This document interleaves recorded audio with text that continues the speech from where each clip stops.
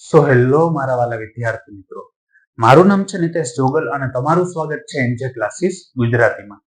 તો વિદ્યાર્થી મિત્રો, આજે આપણે જોવાનું છે ધોરણ 10 વિષય ગણિત અને તેનું ચેપ્ટર નંબર 1. અને ચેપ્ટર નંબર 1 ની અંદર આજે આપણે જોવાનું છે તેનું ઉદાહરણ નંબર 6.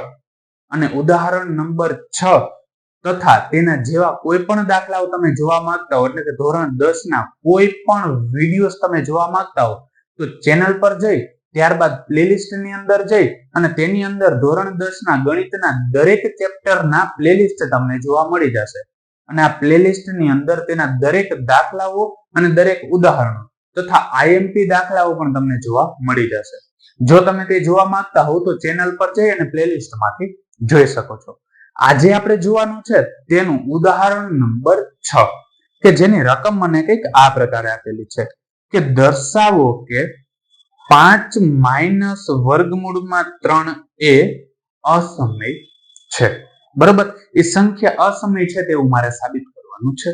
તો જો આ પ્રકારનું કંઈક મારે સાબિત કરવાનું છે, હવે આ સાબિત કરવું હોય તો કેવી રીતનું કરવાનું? કે સૌ પ્રથમ જે સાબિત કરવાનું છે એના કરતા ઊંધી ધારણા કરવાની. ઊંધી ધારણા કરવાની એટલે એનો મતલબ એવો થયો કે આપણે એને એમ કીધું હતું કે અસમય છે, તો આપણે શું ધારી લેવાનું કે સમય છે. બરાબર, એના કરતા ઊંધી ધારણા કરવાની. એટલે આપણે અહીંયા લખવાનું થશે ધારો કે 5 માઇનસ વર્ગમૂળમાં 3 એ સમય છે. બરાબર, આના કરતા ઊંધી ધારણા કરી. એને અસમય કીધું હતું તો આપણે કેવું ધારી લીધું? સમય છે. અને કોઈ પણ સમય સંખ્યા હોય એને એના છેદમાં બી સ્વરૂપે દર્શાવી શકાય. એટલે તેથી આપણે લખશું તેથી તેને એના છેદમાં બી સ્વરૂપે દર્શાવી શકાય.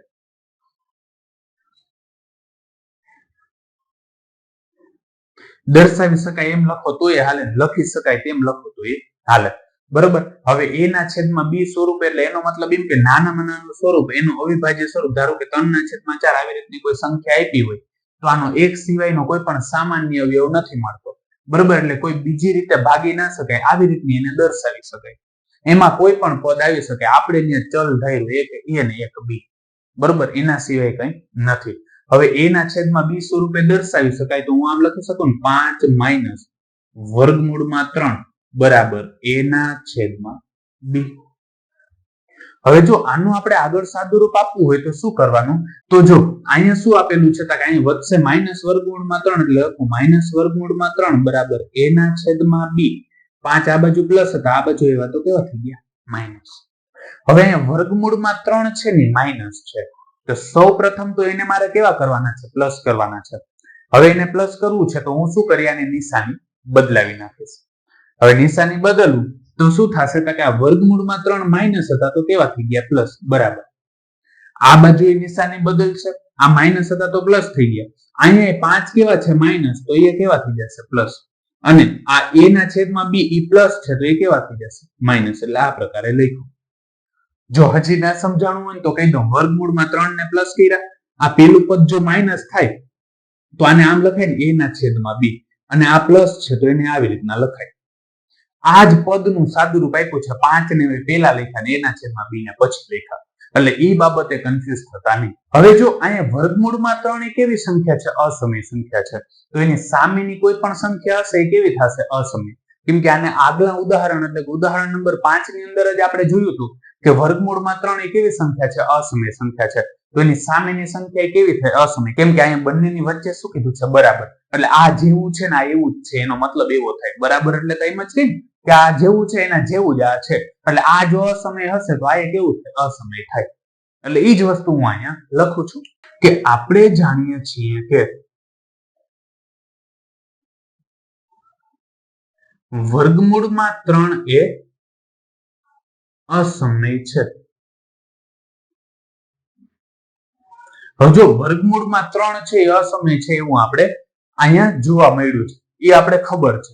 તો હવે આ વસ્તુ જોઈને તો ખબર પડી ગઈ કે એની સામેની સંખ્યા કેવી હશે? અસમય જ હશે. તો આપણે પાછું શું ધાર્યું હતું? એ સમય છે. એટલે હવે આપણે ખોટા સાબિત કરી દેવાનું. બરાબર, ખોટું સાબિત કરવાનું એટલે એનો મતલબ એમ કે ચોખ્ખું સ્વીકારી લેવાનું. તેથી આપણી ધારણા ખોટી. તમે જે કહેતા હતા સાચા હતા એમ કહી દેવાનું. એટલે હું અહીં લખું છું તેથી આપણી ધારણા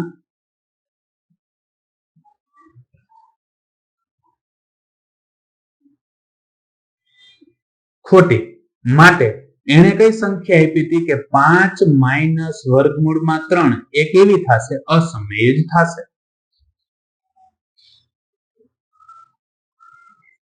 બરોબર. આ જે એને સાબિત કરવાનું કીધું હતું એ આપણે સાબિત કરી નાખ્યું છે.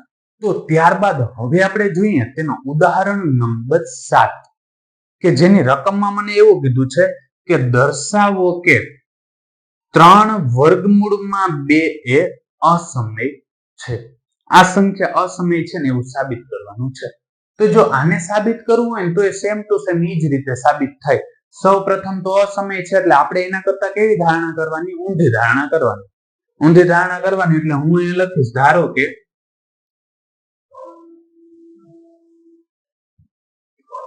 3 વર્ગમૂળમાં 2 એ સમય છે. બરોબર. આ પ્રકારની આપણે ધારણા કરીએ અને સમય સંખ્યા હોય તો આપણે કેવી રીતનું દર્શાવી શકીએ? તેને a ના છેદમાં b સ્વરૂપે દર્શાવી શકીએ. એટલે હું અહીં લખીશ તેથી તેને a ના છેદમાં b સ્વરૂપે દર્શાવી શકાય.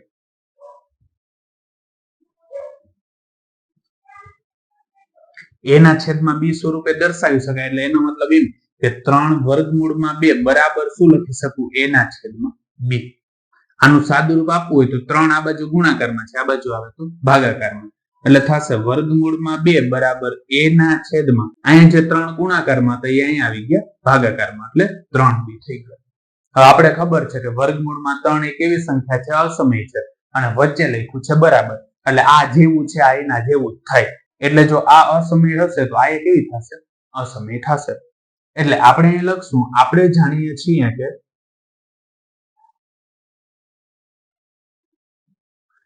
વર્ગમૂળમાં 2 એ અસમય છે.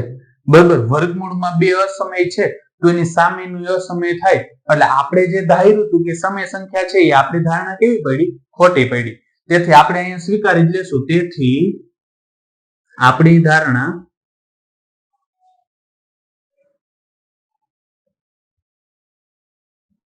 ખોટી. હવે આપણી ધારણા ખોટી પડી તો જે એ ભાઈએ કીધું હતું સાચું હતું એમ આપણે કહી દેવાનું. એટલે માટે એને શું કીધું હતું? અસમય સાબિત શું કરવાનું કીધું હતું કે 3 વર્ગમૂળમાં 2 એ અસમય છે. આ જે એને સાબિત કરવાનું કીધું હતું એ અહીંયા સાબિત થઈ ગયું છે. અને આમાં જો હજી કોઈ પણ જગ્યાએ તમને કોઈ પણ પ્રકારનો પ્રશ્ન રહી જતો હોય અથવા તો આ પ્રકારનો કે ગણિતમાં ધોરણ 10 ને અનુલક્ષીને કોઈ પણ પ્રકારનો કોઈ પણ પ્રશ્ન હોય તો કમેન્ટ સેક્શન ની અંદર કમેન્ટ કરીને કહી દેજો કે જેથી એનું સોલ્યુશન પણ હું તમારા માટે લેતો આવું. તો વિદ્યાર્થી મિત્રો આજ માટે બસ એટલું જ. જો તમને અમારો આ વિડીયો પસંદ આવ્યો હોય તો વિડીયોને લાઈક કરીને ચેનલને સબસ્ક્રાઇબ કરવાનું ના ભૂલતા. કારણ કે જ્યારે તમે વિડીયોને લાઈક અને ચેનલને સબસ્ક્રાઇબ કરો છો ત્યારે અમને મોટિવેશન મળે છે અને આ જ પ્રકારના વિડીયો અમે તમારા માટે બનાવી શકીએ છીએ. ધન્યવાદ.